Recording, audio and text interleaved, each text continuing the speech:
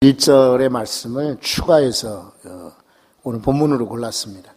원래 32절부터 설교하려고 준비를 했는데 일부러 31절을 추가했어요.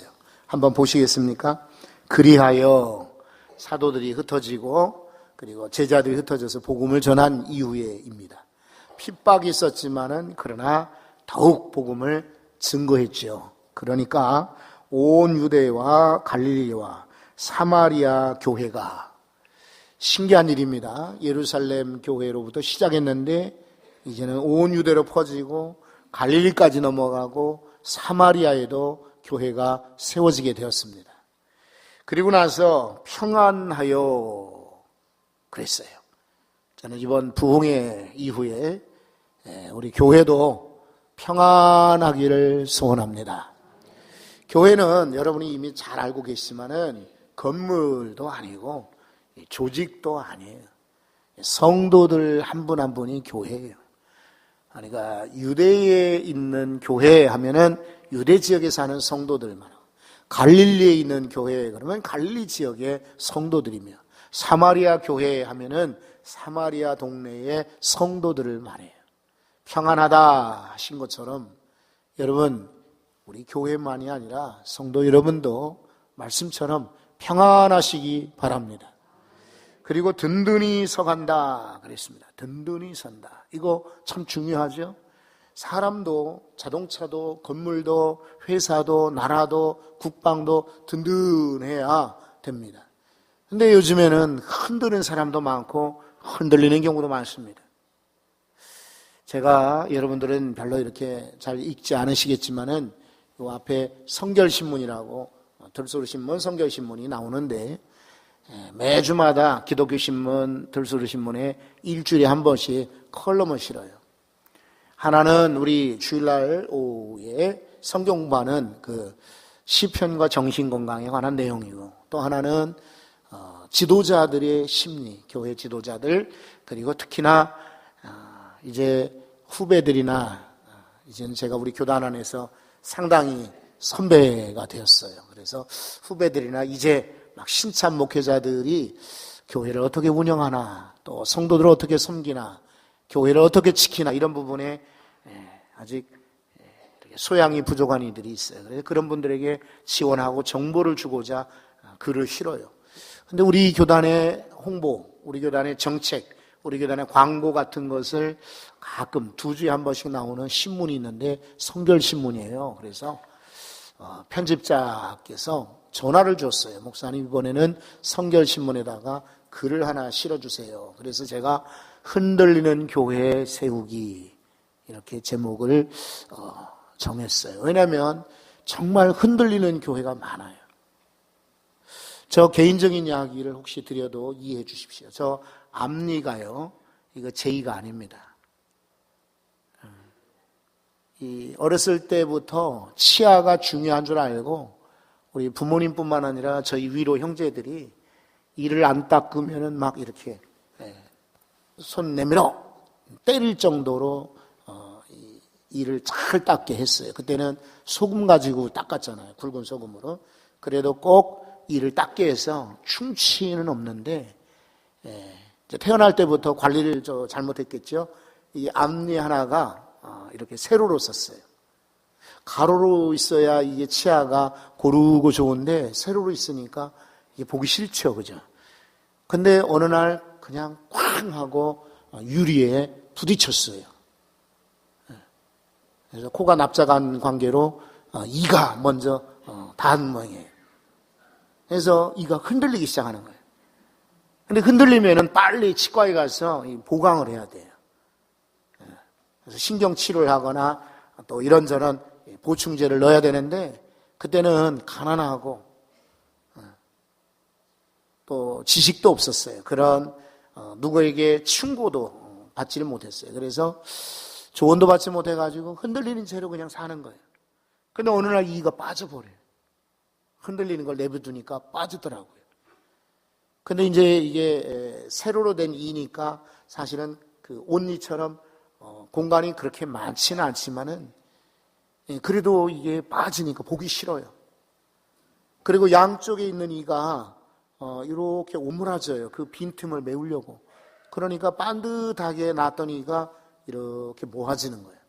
게다가 구멍이 보이니까 여러분 알다시피 저는 회중들 앞에 서야 되잖아요. 본의 아니게 이야기를 많이 하게 돼요. 설교를 하게 되는데 괜히 의식이 사람들이 내 얼굴을 보지 않고 이를 쳐다보는 것 같아요. 나도 모르게 막 이를 이렇게 가리고서 이야기를 하거나 이러다 보니까 안 되겠어요. 그죠? 그래서 치과에를 갔죠. 늦게. 갔는데 빠지니만 끼우는 줄 알았어요. 그게 아니라 양쪽에 걸어야 되기 때문에 지금은 임플란트가 잘 돼 있지만은 예전에는 그런 게 없잖아요. 그래서 양쪽에 멀쩡한 이를 가는 거예요. 줄로. 씩씩씩씩. 여러분 그 치과에 가보신 분들은 기억하시겠지만 생리를 이거 그 줄로 긁는데 그 긁는 소리만 들어도 아주 그냥 소름이 끼치죠. 이거를 그 갈아가지고 이를 3개를 그러니까 끼우는 겁니다. 그래서 지금 제 앞니가 자기가 아니에요. 참 너무나 후회가 되는 거예요. 흔들릴 때 잡았어야 되는데 방치했다가 멀쩡한 이를 그만 놓쳐버리고 그리고 가짜 일을 해놓는 거예요. 여러분 우리 가정도 흔들리고 때로는 교회도 흔들릴 수가 있어요. 흔들리는 교회가 너무나 많아요. 우리 사업장들도 흔들릴 수가 있어요. 지금 여러분 건강하다고 장담할 수 없죠? 언제 우리가 흔들릴지 몰라요. 오늘 성경 말씀처럼 교회도 가정도 여러분의 회사도 여러분의 사업장도 든든히 서가기를 바랍니다. 게다가 성령의 위로로 수가 더 많아지니라. 여기 위로라는 말은 1번 나나주에 보면은 협조로 도움으로 이런 뜻이에요. 성령님의 도우심으로 수가 많아졌다. 맞습니다. 교회의 수가 많아지는 것은 성령의 역사입니다. 이번에 부흥회를 통해서 교회가 평안해지고 든든해지고 수가 많아지듯 여러분이 가정도 말씀 들을 때 은혜도 그렇게 넓어지는 확장되는 역사가 있기를 바랍니다. 오늘 본문에서 2사람을 찾게 돼요. 제가 고민을 했어요. 설교 제목을 먼저 보내고 그 다음에 이 본문을 가지고 나누는데 연초에 이미 제목은 다 골라놨어요. 하지만 중간에 바꿀 수는 있겠죠. 그래서 무엇로 바꿀까? 하나는 애니야를 일으키자. 애니야라는 인물. 오늘 성경에 나오는 애니야는 중풍병자였어요. 요즘 말로는 뇌병변 장애라고 불러요. 그러니까 옛날에 장애인들을 부르는 명칭들이 사실 우리가 잘 몰랐죠. 그래가지고 그냥 그대로 눈에 보이는 대로 불렀는데 이게 장애인들에겐 상처가 되는 거예요. 장애인 가족들도 마음이 아픈 거예요. 그래서 지금은 이렇게 부르지 않고 많이 이렇게 순화되고 장애인 단체에서도 그렇게 불러주기를 원해요. 근데 아직도 여전히 강단에서 설교하거나 기도하시거나 또 직분자 가운데에서도 옛날에 성경이 익숙하기 때문에 쩔뚝바리, 소경, 안순뱅이, 꼽추, 장님, 벙어리 이런 말들을 많이 써요. 근데 당사자들, 장애인들에게는 사실은 비수가 꽂히는 일이에요. 그래서 조심하셔야 돼요. 중풍병이라고 하지 않고 사실은 뇌병변 장애라고 요즘은 부른다고 해요. 이렇게 2주 전에 저 정릉에 있는 교회에서 목사 안수식을 갔는데 선물을 나눠주는 자매가 있었거든요. 키가 조그만해. 옛날 같으면 우리 난쟁이라 이래 불러요. 근데 이런 사람들도 사실은 저신 장애자, 신체 장애자 이렇게 불러야 맞아요. 근데 어쨌거나 이 애니야라고 하는 인물을 일으키자. 이게 제가 생각하는 첫 번째 제목이었다가 그러지 말고 베드로처럼 이렇게 하자. 그래서 오늘 베드로를 더 마음에 관심 갖고 이런 말씀 한번 들어보시기 바라요. 자, 이 베드로는 가만히 있지 않습니다. 32절에 보면은 사방으로 두루 다녔다 그랬어요. 이게 베드로 사도의 특징이에요. 장점이에요. 예수님의 수제자입니다. 이 사람은 예루살렘 교회 제일 높은 인물이에요. 오늘날로 말하면 주교이죠. 혹은 로마 가톨릭 교회에서 말하는 교황인교죠. 목자장입니다. 예루살렘 교회의 감독입니다. 감독. 제일 높은 사람이에요. 근데도 불구하고 앉아있거나 이리 와라 사람들 불러들이지 않고 이 사람 두루 지금 다니는 거예요. 전도하러 다니죠. 복음 전하러 다니고 병 고치려고 다니고 예수님의 부활을 전하고자 다니는 거예요. 저는 우리 성도들도 베드로처럼 자꾸만 나가기를 바랍니다. 가만히 앉아서 고민만 하고 걱정만 하고 두려워하지 말고 일어나셔야 돼요. 그리고 사방으로 여러분의 영역이 더 확장되고 넓어지시기 바랍니다. 그렇다고 우리 집은 놔두고 자꾸만 다른 데에만 끼웃끼웃하느냐 이건 아니에요. 그런데 어떤 이들은 내가 귀찮다. 나는 어디 가면은 별로 이렇게 환영하지 않는다. 아니면 내가 뭐를 할 것인가. 소극적으로 생각하고 앉아만 있는 이들이 있는데 현장을 봐야 돼요. 아무리 책이 정보가 그리고 인터넷에 별별 그런 정보들이 나와도 현장에서 느끼는 그런 감동과 그런 감정은 이건 책에서 읽을 수 없어요. 그래서 뉴스에서 볼 수가 없어요. 그러니까 직접 가봐야 돼요. 뭐가 문제고 뭐가 어렵고 뭐가 기쁨이고 뭐가 은혜인지. 그래서 이번 부흥회 때도 기대하고 나오시기 바래요. 그냥 너희들끼리 해라. 나는 바쁜데 나는 돈 벌어야 되는데 천만에요.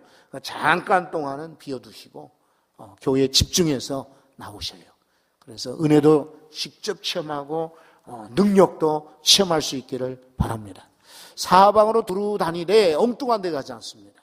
루따에 사는 성도들에게 들어갔다 그래요. 루따는 예루살렘과 저 지중해 연안에 있는 요바항에 근접한 그런 도시예요. 그러니까 예루살렘에서 하루길 정도 떨어진 시골 마을입니다. 그런데 옛날에 이곳에 랍비 학교가 있었다고 해요. 그리고 사도행전 8장에 나오는 빌립 집사가 이디오피아 내시를 전도하고 해안을 따라 가이사라로 올라갔거든요. 올라가는 길에 아마 전도한 지역이 루따가 아닌가 이렇게들 성경학자들이 추측을 합니다. 여기 그리스도인들이 아마 있었나 봐요. 그러니까 성도들이 있었던 거예요. 이 베드로는 다른 사람들, 큰 집이나 자기에게 친절하게 대하는 그런 사람들도 물론 관심이 있었겠지만은 우선 최우선의 만남, 최우선의 자기의 관심은 성도들이었어요. 여러분도 마찬가지예요. 이게 사역의 제일 원칙이에요. 우리가 가정을 놔두고 다른 집에만 자꾸만 가서 잔치 도와준다, 간섭할 거 없어요. 우리 집부터 먼저 정리하고 우리 집부터 먼저 다스려야 돼요. 교회 사역도 마찬가지. 우리 교회는 나부려두고 다른 교회만 가서 막 어떻다 그거 말도 안 돼요. 우리 교회가 우선인 거예요. 우리 교회는 이제 규모가 교단 안에 있기 때문에 사실은 지방에도 섬기고 총회도 섬겨야 돼요. 그래도 우선은 우리 교회가 먼저다. 뭐가 됐든지 간에 나는 우리 교회를 먼저 지키겠다. 우리 교회에 내가 먼저 헌금하고 우리 교회를 위해서 기도하고 우리 교회에 내가 먼저 투자하겠다. 이런 마음을 가져야 돼. 그리고 나서 다른 교회를 돕는 거예요. 근데 젊은 사람들이거나 잘못 배운 이들 가운데는 헌금도 자기들 마음대로 선교단체에도 내놓고 학교도 그리고 기아대책 같은 이런 NGO 단체에도 많이 하는데 정작 자기 교회는 행사가 있거나 헌금을 하거나 그럴 때에 인색한 사람들이 있어요. 그렇게 하면 안 돼요. 먼저 성도들이 제일 먼저 우선 되셔야 돼요. 그 다음에 우리가 여력을 가지고 다른 데도 섬기는 거예요.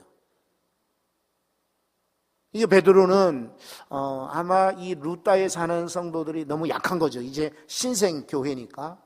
그리고 여기도 문제가 있을 테니까 일부러 그 지역을 간 겁니다.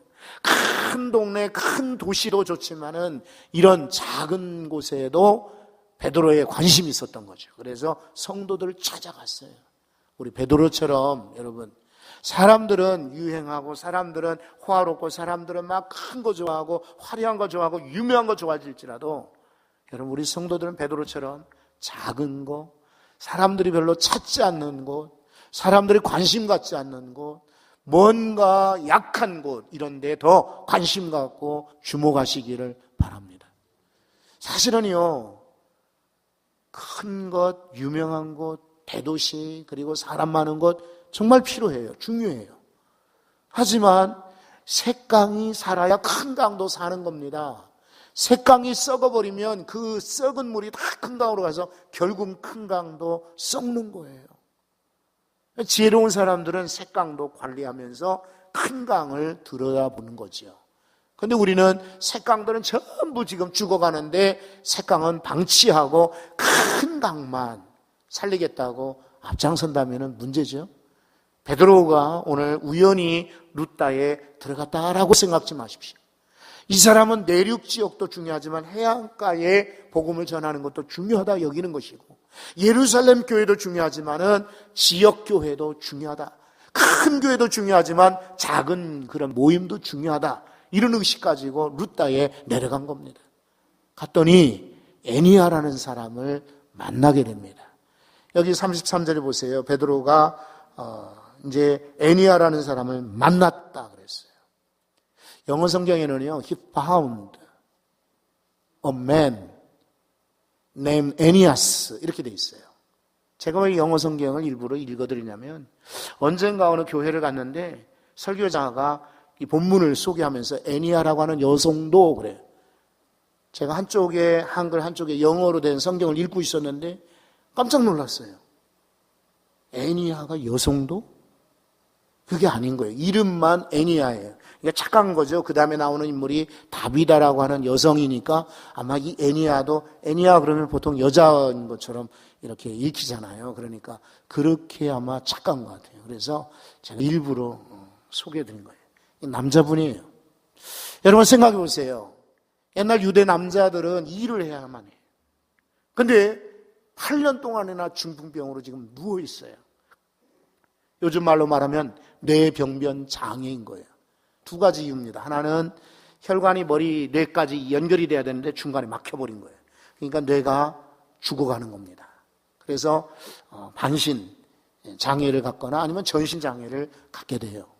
또 하나는 머리의 충격으로 혈관이 터지는 것입니다. 그래서 이 뇌졸중이나 뇌병변 이런 증세, 뇌출혈을 갖는 거죠. 이 사람은 정확하게 어떤 이유에서 이런지 몰라요. 하지만은 이 사도행전을 기록한 누가는요, 의사입니다.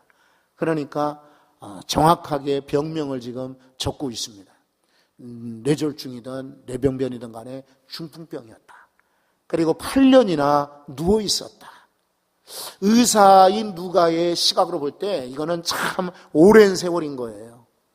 그걸 우리들에게 소개하는 이유는 이 사람이 얼마나 답답할 것인가, 얼마나 고통스러울 것인가, 얼마나 소외감을 느끼고 이제는 누군가가 도와주지 않으면 움직이지 못하는 전신마비 장애를 가지고 있어요. 얼마나 불쌍한 사람인가 하는 것을 우리에게 소개하는 거예요. 베드로는 건강한 사람도 많고 유력한 사람도, 시골이라도 그렇지 않겠어요? 똑똑한 사람도 활발한 사람도 많았겠지만 일부러 거기서 애니야와 같은 병자를 찾아가게 된 겁니다. 만남에 발견한 거예요. 누가 요청했는지 아니면 들었는지 모르지만 베드로의 관심은 바로 이 병자에 있었던 것입니다. 예수님도 이 땅에 오셔서 건강한 사람이 아니라 병든 자에게 관심이 있으셨어요. 의인이 아니라 죄인에게 관심이 있어 죄인을 부르러 오셨다고 말씀하셨어요. 오늘 베드로와 같이 우리도 사실은 건강한 사람은 가만히 둬도요 자기들끼리 활보합니다. 그러나 약한 이들, 애니야 같이 아픈 사람들에게 관심을 가져야 합니다. 마태복음 9장에 보면 이 가버나움 동네에 예수님께서 오셔요. 그러니까 그 중에 누워있는 중풍병자가 예수님이 우리 마을에 오시면 나 정말 예수님 만나고 병 고치면 좋겠다. 그런데 자기 힘으로는 예수님께 갈 수가 없어요. 그 동네에 마침 4명의 친구가 있었대요. 그래서 이 사람은 침상째 지붕에 올라가서 지붕을 뜯고, 왜냐하면 너무나 사람이 많아서 거기 들어가기 어려우니까요. 지붕을 뜯어내고 예수님의 앞에 이 앓고 있는 친구를 내려놨다라고 성경이 말하고 있어요. 여러분이 바로 그런 내 친구가 되시기 바랍니다. 동네, 우리 주변에, 우리 일터에, 우리 교회 안에도 애니와 같은 사람 많아요. 이 사람들은 이 소외감을 가지고 있어요. 그리고 다른 사람들과 비교하니까 나는 건강하지 못한데 하는 열등감들이 있어요. 자괴감이 있습니다. 그리고 부정적인 생각을 갖게 되죠. 저 사람들은 활발하고 막 활동하는데 난 아무것도 못해 쓸모없는 존재하는 아주 낙심된 그런 일이. 이 환자만이 아니라 주변 사람들의 시선도 사실은 힘듭니다. 낙인을 찍거든요. 장애를 가졌다. 저 사람은 뭔가 죄가 있을까요? 문제가 있을까요? 관리를 왜 저렇게 했을까? 왜 저럴까? 편견을 갖고 있어요. 여러분, 장애를 가졌다고 절대로 불행하지는 않아요. 오히려 그런 이들이 더 행복할 수 있어요. 그런데 비장애인들은 대부분 장애 가지면 안 됐다고 그리고 제한을 시켜버려요. 스테그마, 낙인을 찍어버려요. 저 사람은 움직이지 못한다. 듣지 못한다. 보지 못할 거다. 할 수 없을 거다. 근데 이제 이런 시각들이 사실은 장애인 분들을 더 마음 아프게 하죠. 특별히 여러분들은 제발 좀 생각을 넓히세요. 그 환자만 힘든 것이 아니라 주변 사람들이 힘들게 하는 것뿐만 아니라 가족들이 있어요. 가족들. 이 가족들이 마음이 아파요. 저는 좀 엉뚱하게 항상 이 주변에 조금 관심이 많아요. 우리 교회가 선교한다 하는데 저는 한편으로 이 선교사 가정에 대해서 관심이 많아요. 앞에서 나가서 열심히 일하는 사람들은 열심히 일하겠지. 그러나 남아 계시는 분들은 지금 고통스럽고 힘들고 어려운 분들 많아요. 목회자들이 그냥 사자고를 도하고 막 앞장서서 막 부흥회 인도하고 막 활발하게 교단에 막 역할하는 분들 계시는데 저는 한편으로 그 가족들을 저는 관심을 갖습니다. 해외에서 이게 선교사님들이 계시잖아요. 그런데 그 자녀들이 이제 한국이나 외국에 가서 공부하는 떨어져 있는 가족들이 많아요. 선교지에 자녀들을 두기가 어려워서요. 근데 그 자녀들은요, 다른 이들과 같지 않아요.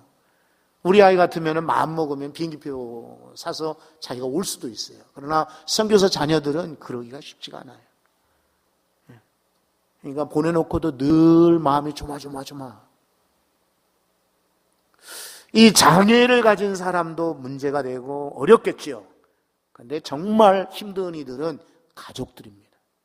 오랜 동안 이렇게 누워만 있을 때 가족들도 참 마음이 아프죠. 어디 나가서 실은 이제 우리 오늘 인사하신 선종식 성도님 같은 경우도 어머님이 얼마 전만 해도 건강하셔가지고 우리 교회 이렇게 나오셨어요. 그런데 은혜 가운데 아주 가족들, 형제들 다 만나고 이렇게 돌아가셨어요. 정말 이렇게 장례식장에서 간증을 들을 때에 감사하더라고요. 우리 어머니가 아니지만은 참 잘됐다. 아주 그냥 마음이 참 좋더라고요. 그런데 실은 그런 분들이 쉽지가 않죠.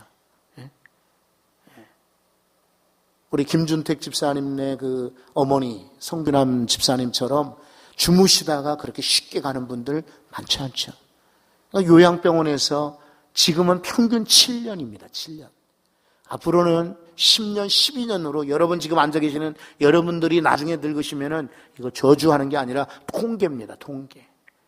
요양병원에 한 번 들어가면 평균 7년은 입원하고 계셔야 된대요.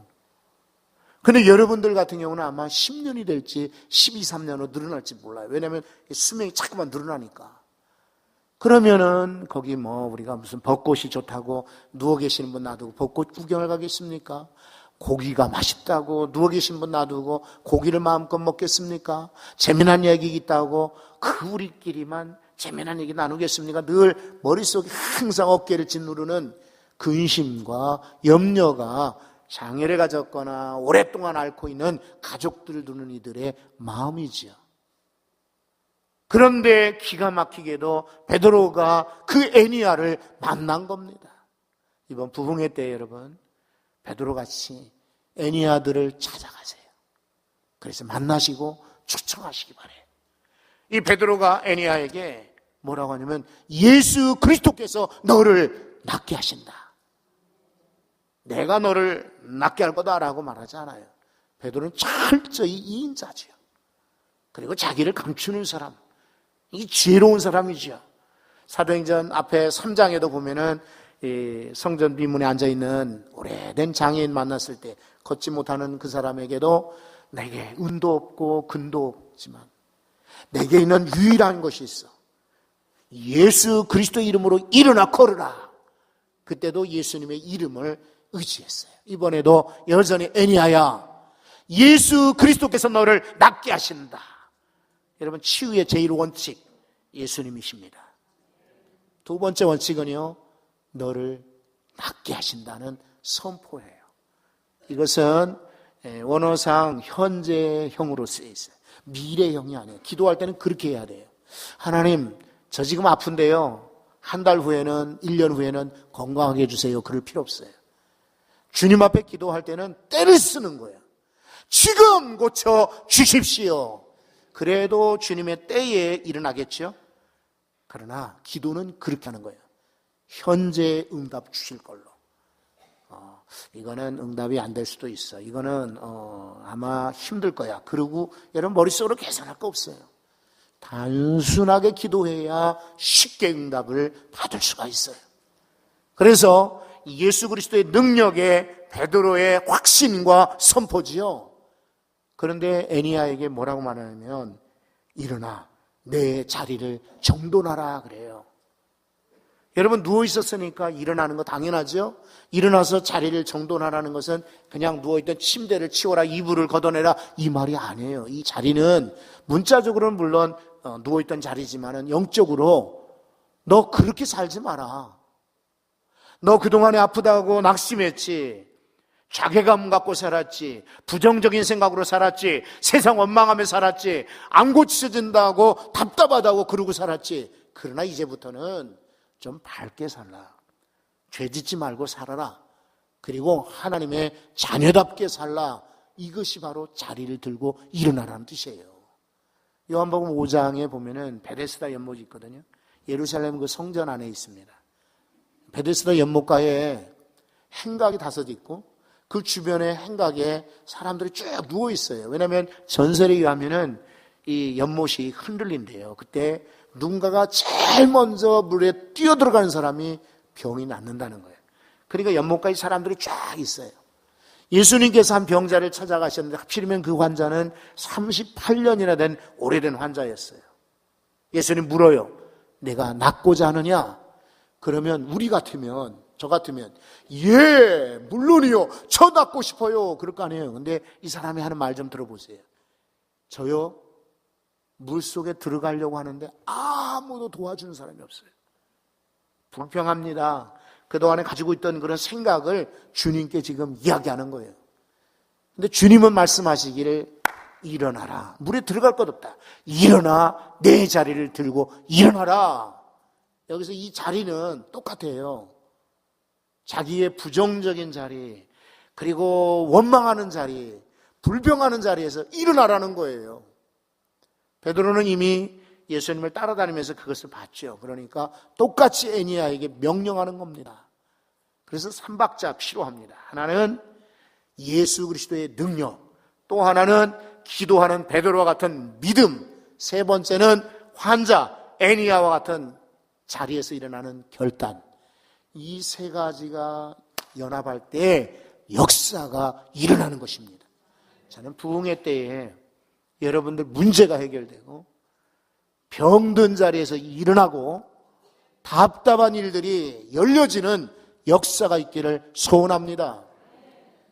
이 강사로 오시는 목사님이 저 강원도 그 주문진 교회는 제법 큰 교회예요.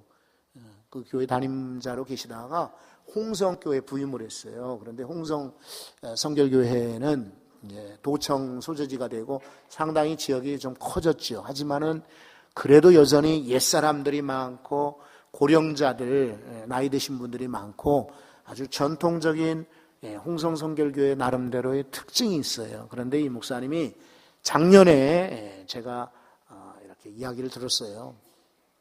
예배를 꼭 설교 마치고는 통성기도로 시작했대. 근데 그 통성기도 때 역사가 일어나더래. 우리는 새벽이나 금요기도회 같은 때 우리가 통성기도 하잖아요. 근데 이 교회에서 이 목사님이 그냥 설교 끝나면 무조건 통성기도를 했대. 통성기도 시간에 사람들이 변하고 병 고치고 문제가 해결되고 응답을 많이 받더라는 거예요. 그래서 그 교회가 2배 이상 커졌어요. 여러 사람도 아니고 서산성결교회 부목사님만 20명 가까이 된 제법 큰 교회. 이 교회에서 목사님 오세요 해가지고 모셔간 분이 바로 여기 강사분이에요. 그 얘기 들으면서 저도 도전을 받았어요. 그렇지. 우리가 내 힘으로 되지 않아. 주의 능력으로만 가능해. 주 예수의 이름을 의지하고 믿음으로 선포하고 각오하고 일어날 때 역사가 일어날 줄 믿습니다. 한번 기도합시다. 하나님 부흥회 때 저 참석해서요 은혜 많이 받게 해주세요 하고 다 같이 한번 기도합니다.